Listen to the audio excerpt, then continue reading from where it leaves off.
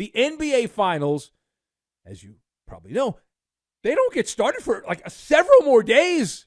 This is our Monday show. They don't have the NBA Finals until Thursday. One of the big storylines leading into the finals has been what? Good versus bad.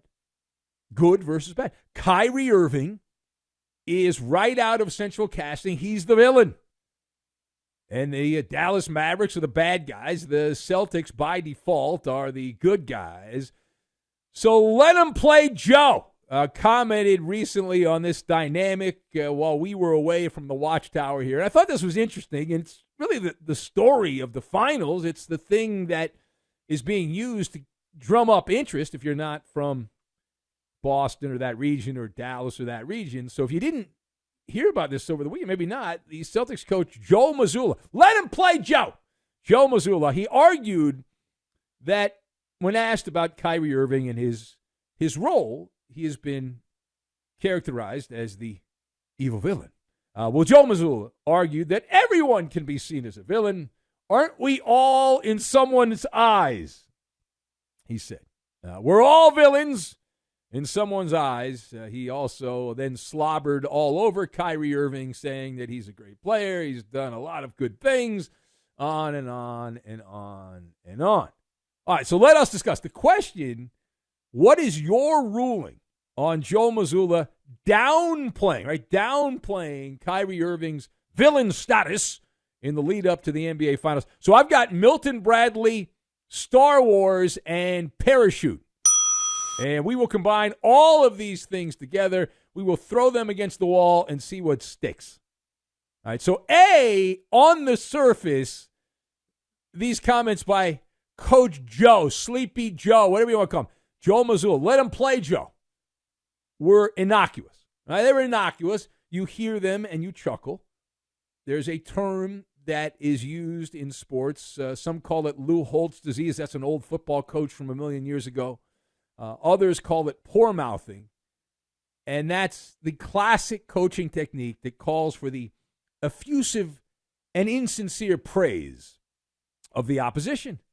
Kill them with kindness is the mantra for many. But when you dig a little deeper, it's more, right? It's more than that. And Joe Mazzula has been around Boston for a number of years there. He was given the key to the castle because the previous Celtic coach, he stepped out of class there and had to be kicked out of the organization. But Joe Mazzula, who didn't really deserve to be the head coach, now he's the head coach. And so does he know Kyrie? Does he have a great – I don't know. He probably does. He probably has a great relationship with him. But that response was Milton Bradley-like. It was Twister. It was Mazulla stretching his hands and his feet all over those multicolored circles, twisting his body into a pretzel to stretch the truth. Clear lines have been drawn. That's it. I'm into it. Like, I'm pulling for the Celtics. I don't like Kyrie Irving. I hope he loses. I don't want to ever see him win again. Kyrie Irving's a low-level Batman villain in my mind. He's a mischief maker, someone who is a rogue actor. Now, the only hiccup, and this is the problem, and I'm trying to wrap my head how to get around this, while I have typecast Kyrie Irving in the NBA Finals as the villain, like, I believe that. My issue, and this is a rather big hiccup, it's a couple of hiccups, a couple of belches, is that Jason Tatum and Jaylen Brown of the Boston basketball team, they totally buy the dogma of Kyrie, right? Kyrie is like a godlike figure for them, it would appear. So it's Kyrie versus not Tatum and Brown because they all want to cuddle up together and eat donuts. It's Kyrie versus the Boston fans, right? And will Kyrie, who's been on his top behavior here, I don't know if he's on meds or what, but will Kyrie be able to control himself when inevitably something will go sideways between the Mavericks, Kyrie, and the fan base there in Boston? And how does Kyrie handle that?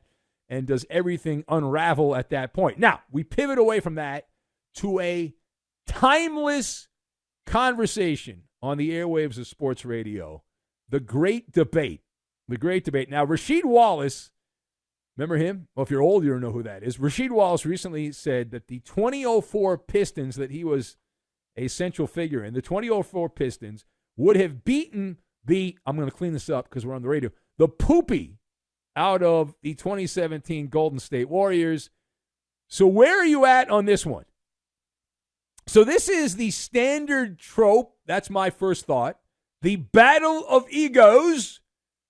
Now, I'm going to side with Rasheed Wallace on this one. You can't do that, you shock jock. No, let me explain. Let me explain my rationale. There's two reasons. On one hand, I find Rasheed Wallace to be much more tolerable than Draymond Green. Right? Wallace, I still laugh. We did shows years ago when he was playing for the Portland Jailblazers, Rasheed Wallace, as they were known in those days. And he got in trouble for not talking to the media. He kept getting fined. And so Rasheed Wallace came out, and every answer, he was told by some Portland PR hack, just give an answer, and that way you can't get fined. So he kept saying, both teams played hard, my man. Both teams played hard. It was the funniest thing. And that alone has me in Rasheed Wallace's camp. The other thing, as you peel back the onion on this, it's like Star Wars. You know, the scene with Yoda teaching Luke Skywalker the way of the Force, revealing his identity as the Jedi Master. Well, Draymond Green was a child around the 04 Pistons and was influenced by the teachings of Rasheed Wallace. He's like a cheap ripoff version of what Rasheed Wallace was. Rasheed Wallace was good. He was a good player all around. Draymond Green's not that. He's rode the coattails of Steph Curry and Klay Thompson. But hypotheticals are also great because you're never wrong. You can't say, oh, you're wrong. No, I'm not wrong. These debates exist in the abstract. Okay, it's impossible to prove or disprove I'm right because the 04 Pistons, if they had played the 17 Warriors, the Warrior players would have been children. And if vice versa had happened, the Pistons players would have been old dudes, middle-aged dudes at that point. You see? All right, last word here. Interesting story from the coaching circuit in the NBA. We'll go to Arizona, where Mike Budenholzer, yes, that's the new head coach of the Phoenix basketball team. He made a run, tried to convince Darvin Ham sandwich, Darvin Ham, to come out of, I don't know, he's not retired. He just got whacked as coach of the Lakers to join the staff in Arizona. And they said, why not? We'll reunite the band. Well, Darvin Ham turned it down. He said, I don't want to do that. I want nothing to do with that. So Phoenix, we talked about this at the end of last week, they instead kept David Fizdale, but the reason they kept him, they were going to get rid of him as a coach, as an assistant. Take that for data. But they didn't get rid of him because Darvin Ham turned the job down. So the question is, why did Darvin Ham reject the opportunity to stay in the NBA on the sidelines, join the Suns coaching staff? So many say already, I've seen some comments, Darvin Ham, he's making a mistake here. He and Budenholzer go back to the days in Atlanta in 2013. They were together in Milwaukee when the Bucks won the championship because of Giannis. But nevertheless, right, Darvin's got the parachute. That's the main reason you don't bother to take the job. He's got the golden parachute. Jeannie Buss and the Lakers are going to be paying all of his bills, his vacations, everything. It'll all be paid for. And all he has to do is not badmouth the Lakers, and he gets all that money, and he doesn't have to worry about anything.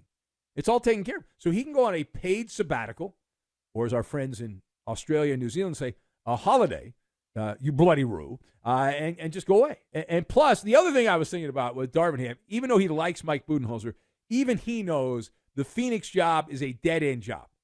It's a dead-end job.